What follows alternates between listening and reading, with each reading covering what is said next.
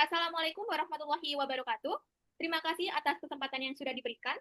Perkenalkan, saya bersama teman-teman saya, Safina Rahmatun Ma'rifah, Safina Diva, Rizka Nur Anissa, dan Mutia Syafarina, izin untuk mempresentasikan dari hasil penelitian kami dengan judul Pengaruh Musik Terhadap Atensi Mahasiswa.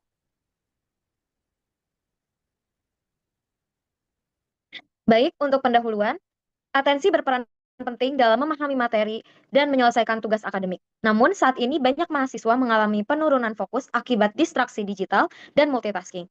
Dengan lebih dari 49% mahasiswa mengalami kesulitan fokus belajar. Fokus yang mempengaruhi atensi. Atensi dipengaruhi faktor internal seperti emosi, kelelahan, arousal, dan faktor eksternal, salah satunya stimulus auditori berupa musik. Selanjutnya ada peran tempo musik. Tempo musik mempengaruhi tingkat arousal. Musik bertempo cepat cenderung meningkatkan kewaspadaan dan fokus. Sedangkan musik bertempo lambat dapat menurunkannya. Urgensi dari penelitian yang kami lakukan, penelitian sebelumnya menunjukkan pengaruh tempo musik terhadap atensi. Namun masih sangat terbatas karena mereka melakukan studinya secara daring. Sehingga diperlakukan penelitian luring dengan kondisi terkontrol. Selanjutnya, ada tujuan penelitian. Penelitian ini bertujuan untuk menguji pengaruh tempo musik terhadap atensi mahasiswa, serta membandingkan kondisi musik tempo cepat, tempo lambat, dan tanpa musik. Next, ada manfaat dari penelitian. Manfaat penelitian ini terbagi menjadi dua, yaitu manfaat teoritis dan manfaat praktis. Manfaat teoritis itu sendiri yaitu diharapkan dapat memperkuat pemahaman mengenai hubungan antara tempo musik sebagai stimulus auditori dan kemampuan atensi. Sedangkan manfaat praktisnya yaitu dapat menjadi acuan bagi mahasiswa dalam memilih musik yang mendukung fokus belajar, serta dapat dimanfaatkan oleh pendidik atau institusi pendidikan dalam menciptakan lingkungan belajar yang lebih kondusif, serta menjadi dasar pengembangan strategi belajar sederhana berbasis musik. Selanjutnya, kerangka teoritis. Atensi merupakan fungsi kognitif yang berperan dalam pemusatan, pengendalian, serta pemeliharaan fokus terhadap stimulus atau tugas tertentu. Musik sebagai stimulus auditori dapat mempengaruhi kondisi psikologis, yaitu mood, emosi, dan fisiologis detak jantung arousal individu. Tempo musik berperan dalam mengatur tingkat arousal, di mana musik bertempo cepat cenderung meningkatkan kewaspadaan, sedangkan tempo lambat menurunkan aktivasi. Berdasarkan arousal teori model, tingkat arousal yang optimal mendukung performa atensi yang lebih baik. Dengan demikian, tempo musik diperkirakan mempengaruhi performa atensi mahasiswa yang tercermin melalui kemampuan memusatkan perhatian dan mempertahankan fokus dalam tugas kognitif. Baik, selanjutnya ada metode penelitian. Penelitian yang kita gunakan metode eksperimen dengan desain post-test only control group dan model between subject. Nah, partisipannya ini berjumlah 15 mahasiswa aktif angkatan 2023, 2024, dan 2025 yang tidak memiliki gangguan pendengaran dan penglihatan. Nah, partisipan ini dibagi secara acak, yaitu random assignment, ke dalam 3 kelompok, yaitu kelompok musik tempo cepat, kelompok musik tempo lambat, dan kelompok kontrol tanpa musik, dan masing-masing terdiri dari 5 orang. Selanjutnya, alat ukur yang kita gunakan adalah concentration grid, tes seperti gambar yang di samping untuk mengukur atensi mahasiswa dengan durasi pengerjaan 3 menit. Kelompok eksperimen mengerjakan tes sambil mendengarkan musik sesuai tempo, yaitu tempo musik lambat dan tempo musik cepat. Sedangkan kelompok kontrol mengerjakan tes tanpa musik. Setelah eksperimen, dilakukan manipulation check untuk memastikan partisipan menyadari pelakuan yang telah diberikan. Nah, selanjutnya, analisis data yang kita lakukan menggunakan JAMOVI, meliputi analisis deskriptif, uji normalitas, dan homogenitas, serta uji hipotesis Korsakoff Wallis, serta uji Mann-Whitney U untuk manipulation check dengan taraf signifikan C yaitu 0,05. Baik, selanjutnya untuk hasil penelitian, yang pertama terkait karakteristik responden. Nah, responden dalam penelitian ini berjumlah 15 orang, yang terdiri dari 5 laki-laki atau sekitar 33% dan 10 perempuan atau sekitar 66%. Jadi dapat dikatakan bahwa mayoritas responden dalam penelitian ini adalah perempuan. Seluruh responden merupakan mahasiswa dari Universitas Islam Indonesia dari berbagai program studi, dengan proporsi terbanyak berasal dari program studi psikologi yaitu 40%. Selanjutnya, pembagian kelompok penelitian.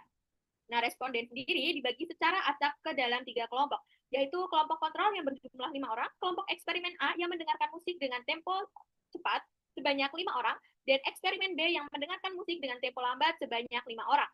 Nah, jadi setiap kelompok terdiri dari responden dengan preferensi musik yang beragam, sehingga pembagian kelompok tidak didasarkan pada preferensi musik tertentu. Kemudian pada preferensi musik dan kondisi pendengaran. Berdasarkan data yang diperoleh, sebagian besar responden memiliki preferensi musik dengan tempo lambat, yaitu sebesar 67%. Sedangkan responden dengan preferensi tempo cepat sebesar 33%. Selain itu, seluruh responden dapat dipastikan tidak memiliki riwayat gangguan pendengaran dan berada dalam kondisi sehat yang mendukung, sehingga tidak ada faktor pendengaran yang dapat mempengaruhi hasil penelitian. Selanjutnya, untuk hasil penelitian dari uji asumsi normalitas. Uji normalitas ini dilakukan pada variabel atensi menggunakan uji Shapiro-Wilk dengan hasil analisis menunjukkan nilai signifikansi sebesar P sama dengan 0,145, di mana nilai ini lebih besar dari 0,05. Dengan demikian, dapat disimpulkan bahwa data atensi berdistribusi normal, sehingga asumsi normalitas dalam penelitian ini terpenuhi. Selanjutnya dilakukan uji homogenitas varian. Uji homogenitas ini dilakukan menggunakan uji Leven. Lalu hasil analisis ini menunjukkan nilai signifikansi sebesar P sama dengan 0,240, yang juga lebih besar dari 0,05. Hal ini menunjukkan bahwa varians antar kelompok bersifat homogen, sehingga asumsi homogenitas terpenuhi. Setelah uji asumsi terpenuhi, analisis dilanjutkan pada uji hipotesis. Uji hipotesis ini dilakukan menggunakan uji Kruskal-Wallis.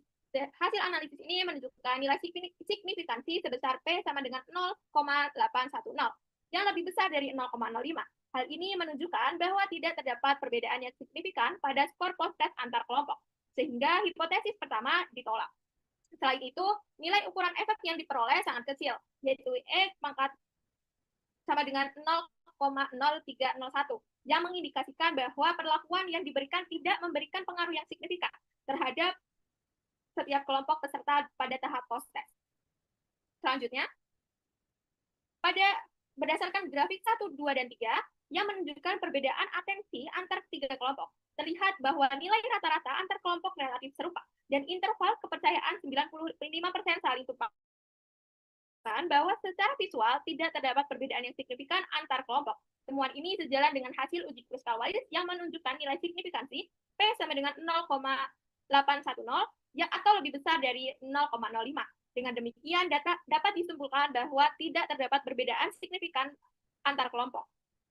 Selanjutnya, terkait manipulation check, berdasarkan hasil deskriptif, kelompok eksperimen A memiliki nilai rata-rata sebesar 10,0 dan kelompok eksperimen B sebesar 10,6 dengan nilai yang relatif serupa. Sementara itu, kelompok kontrol memiliki nilai rata-rata yang lebih rendah, yaitu 6,0. Meskipun secara deskriptif terlihat adanya perbedaan antar kelompok eksperimen dan kelompok kontrol, perbedaan antara kelompok eksperimen A dan eksperimen B tidak terlihat mencolok. Nah, hasil uji statistik menunjukkan bahwa tidak terdapat adanya perbedaan signifikan antar kelompok eksperimen A dan kelompok eksperimen B dengan nilai hasil P lebih dari 0,05. Namun terdapat perbedaan signifikan antara masing-masing kelompok eksperimen dengan kelompok kontrol dengan nilai P kurang dari 0,05. Temuan ini menunjukkan bahwa manipulasi perlakuan berhasil membedakan kelompok eksperimen dan kelompok kontrol, tetapi belum mampu membedakan variansi perlakuan antar kelompok eksperimen. Selanjutnya kita memasuki bab pembahasan. Keterbaruan desain penelitian kami yaitu penelitian kami menggunakan kelompok eksperimen dan kelompok kontrol serta dilaksanakan secara luring dengan pengendalian kondisi lingkungan seperti ruangan, suhu, dan perangkat audio yang sama, sehingga pengaruh musik terhadap atensi dapat diuji secara lebih objektif dan minim bias eksternal. Hasil utama dari penelitian kami yaitu menunjukkan tidak terdapat perbedaan atensi yang signifikan antara kondisi musik tempo cepat, musik tempo lambat, dan tanpa musik. Dengan nilai P sama dengan 0,810 yang lebih besar dari 0,05. Di mana itu menunjukkan bahwa musik tidak terbukti meningkatkan atensi mahasiswa. Selanjutnya ada perbandingan antara kondisi. Mahasiswa pada ketiga kondisi menunjukkan tingkat atensi yang relatif sama. Sehingga musik tempo cepat tidak menunjukkan keunggulan dibandingkan musik tempo lambat maupun kondisi tanpa musik dalam tugas atensi berkelanjutan. Selanjutnya ada keterbatasan penelitian. Penelitian ini melibatkan jumlah peserta yang terbatas dan hanya menggunakan satu jenis tugas atensi, sehingga hasilnya belum dapat digeneralisasi secara luas. Next. Baik, selanjutnya ada kesimpulan. Penelitian ini bertujuan untuk menguji pengaruh tempo musik terhadap atensi mahasiswa dengan membandingkan kondisi musik bertempo cepat, musik bertempo lambat, dan kondisi tanpa musik menggunakan concentration grid test. Nah, berdasarkan hasil penelitian yang telah dilakukan, dapat disimpulkan bahwa tempo musik tidak terbukti berpengaruh secara signifikan terhadap atensi mahasiswa dan tidak ditemukannya perbedaan tingkat atensi yang signifikan antara kelompok yang mendengar musik bertempo cepat, musik bertempo lambat, maupun kelompok kontrol tanpa musik. Nah, temuan ini menunjukkan bahwa keberadaan musik baik dengan tempo cepat maupun lambat tidak secara otomatis meningkatkan kemampuan atensi. Nah, khususnya pada tugas yang menuntut konsentrasi berkelanjutan, ketelitian, dan fokus visual. Nah, dengan demikian, penggunaan musik sebagai stimulus auditori dalam aktivitas kognitif perlu dipertimbangkan secara konseptual, karena pengaruhnya ini dapat terhadap atensi sangat bergantung pada karakteristik tugas, kondisi individu, serta situasi saat tugas tersebut dikerjakan. Masuk pada saran, penelitian selanjutnya disarankan untuk menggunakan jumlah sampel yang lebih besar agar hasil penelitian memiliki hasil yang lebih akurat.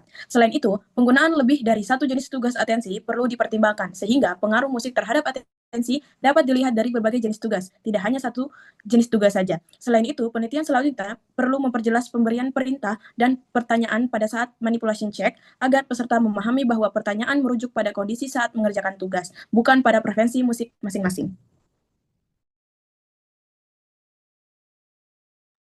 Baik, itulah hasil dari presentasi kami hari ini. Kurang lebihnya mohon maaf. Kami tutup. Wassalamualaikum warahmatullahi wabarakatuh. Waalaikumsalam warahmatullahi wabarakatuh.